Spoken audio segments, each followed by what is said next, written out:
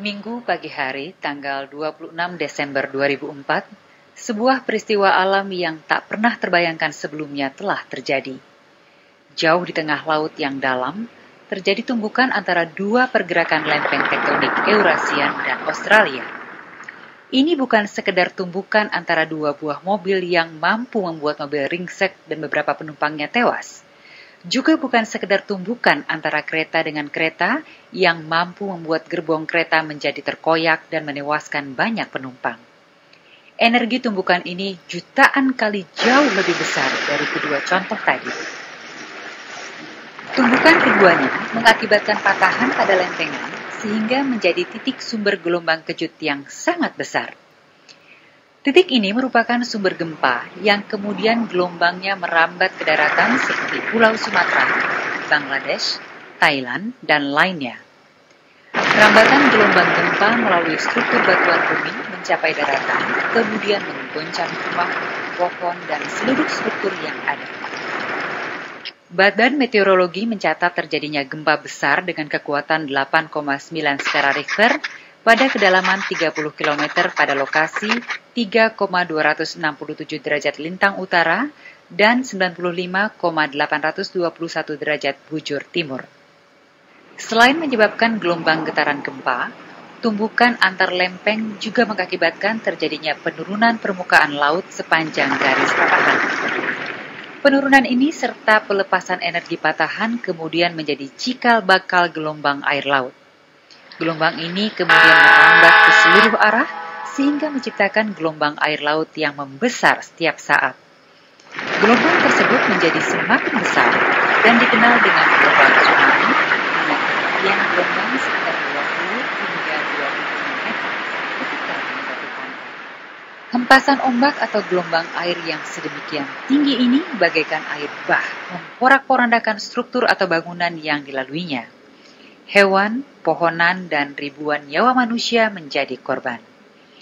Gelombang tsunami juga menggerus jalanan atau jembatan sehingga banyak kampung yang terputus dan terisolasi hubungan darat dengan dunia luar. Peristiwa ini menimbulkan teror, ketakutan, kepanikan, keresahan, kerugian materi dan nyawa manusia yang tidak terkira. Peristiwa ini adalah tragedi besar yang membuat jutaan mata menitikan air mata. Pemerintah Indonesia kemudian mengumumkan kondisi berduka dan segera mengirim bantuan obat-obatan, bahan makanan, serta relawan untuk meringankan dampak tragedi ini. Aceh yang terletak di bagian ujung Indonesia memiliki jarak sekitar 1.800 km dari pusat pemerintahan di Jakarta. Pertimbangan pengiriman bahan makanan dan obat-obatan tentunya menjadi tidak mudah. Pengiriman bantuan melalui jalan udara maupun jalan darat segera dilakukan. Khusus untuk daerah yang terisolasi, maka dirasakan alternatif bantuan udara lebih baik, mengingat jalan darat yang sudah banyak terputus. Pesawat-pesawat yang membawa barang bantuan logistik serta obat-obatan dari Jakarta berangkat menuju Aceh. Pesawat kebanggaan nasional CN235 harus melalui beberapa kali transit untuk mengisi bahan bakar. Pendistribusian barang logistik dan makanan memerlukan penanganan yang teliti. Kotak-kotak berisi makanan, pakaian, serta obat-obatan dilepas dari udara ke lokasi yang terisolasi menggunakan parasut agar tidak rusak. Setelah selesai proses pengiriman bahan melalui udara pesawat udara kemudian kembali ke bandara untuk diisi oleh bahan bantuan lain dan kembali terbang untuk mengirim bantuan ke lokasi terisolasi lainnya. Peristiwa tragedi nasional yang dihadapi oleh bangsa Indonesia merupakan sebuah fenomena alam yang memerlukan cara pikir serta sudut pandang dalam menyikapi fenomena tersebut. Dengan memahami fenomena alam yang terjadi, maka manusia akan dapat dengan lebih bijak bertindak dan mengantisipasi langkah penyelamatan yang baik.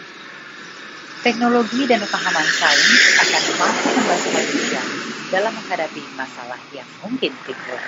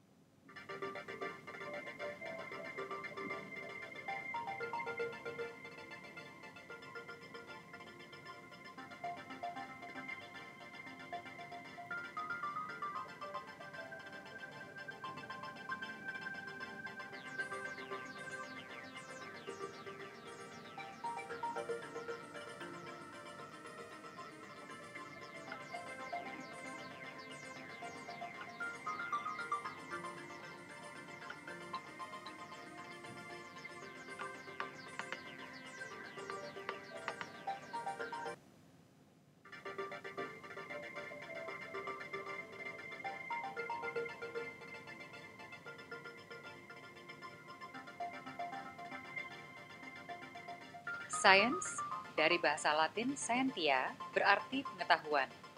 Merujuk pada praktik sistematik berbasis pengetahuan atau preskriptif yang mampu menghasilkan sebuah prediksi atau jenis hasil yang bisa diprediksi. Dalam hal ini, sains bisa merujuk pada teknik atau praktik yang memerlukan kemampuan tinggi. Sains adalah sebuah upaya terus-menerus untuk menemukan dan meningkatkan pengetahuan dan pemahaman manusia melalui penelitian terorganisir.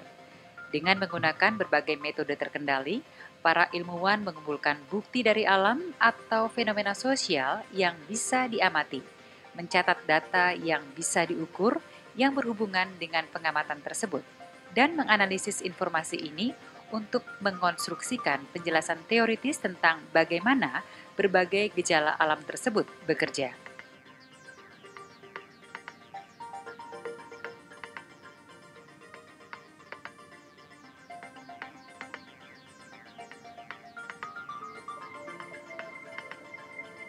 Peran sains mampu membuat landasan berpikir yang berbeda, karena struktur sains sangat memerlukan pembuktian atas fakta-fakta yang ada. Pemahaman fenomena alam yang terjadi harus dapat diobservasi dan diukur untuk kemudian dapat direduksi dalam bentuk rumus atau formula empiris, di mana nantinya rumus tersebut dapat digunakan untuk memprediksi kejadian yang sama.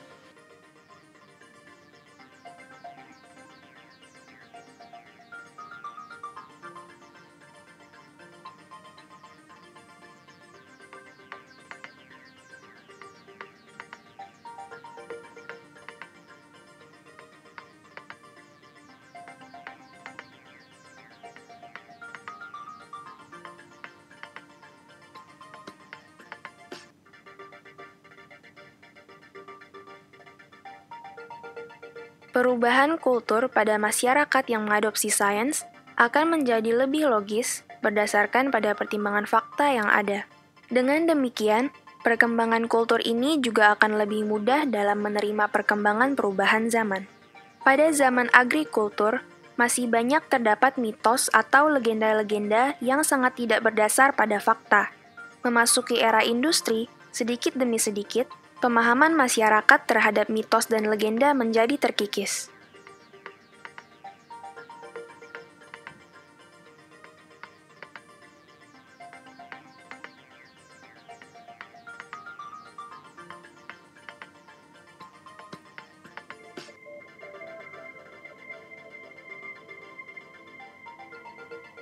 Peran sains mampu membuat landasan berpikir yang berbeda, karena struktur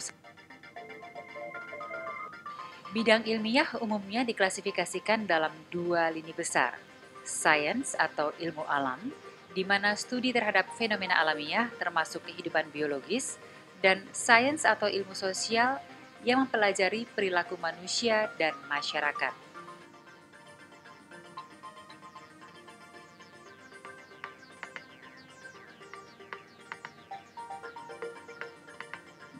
Fisika adalah ilmu tentang alam, ilmu yang mempelajari materi dan gerakannya dalam ruang, waktu, dan semua yang diturunkan darinya, seperti energi dan gaya. Lebih luasnya lagi, ilmu ini tentang analisis umum terhadap alam, dilakukan untuk memahami bagaimana dunia dan alam semesta bekerja.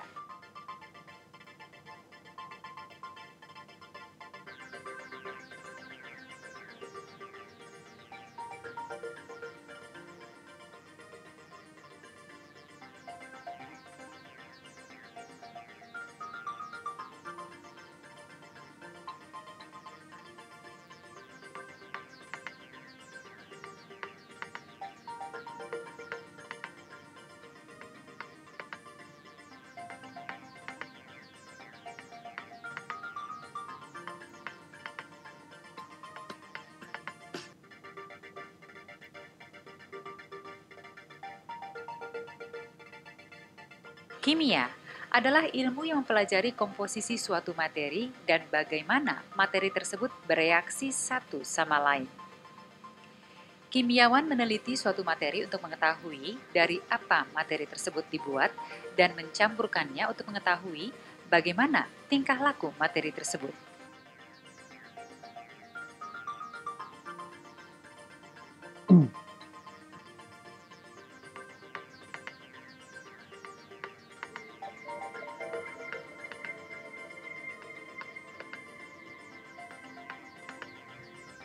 Sains merubah kehidupan yang kita hadapi saat ini. Tanpa sains, mungkin kita masih tinggal di goa-goa, tanpa ada penerangan listrik, kesehatan yang sangat minim dengan tingginya risiko kematian, pola perpindahan yang lambat karena tidak ada alat transportasi modern, pola irigasi air yang tergantung pada musim untuk bercocok tanam, serta sulitnya berkomunikasi dengan pihak lain pada lokasi yang jauh.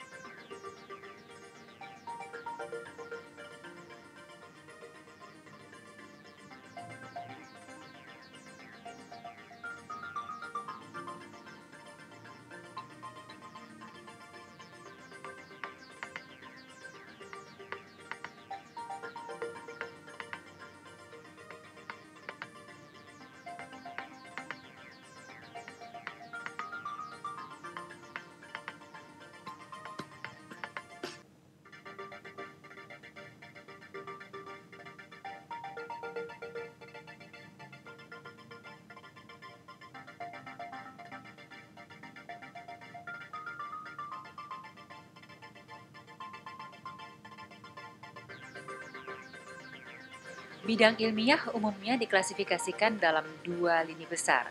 Biologi adalah ilmu yang mempelajari tentang kehidupan, struktur, fungsi, dan tingkah laku organisme hidup seperti tumbuhan dan hewan.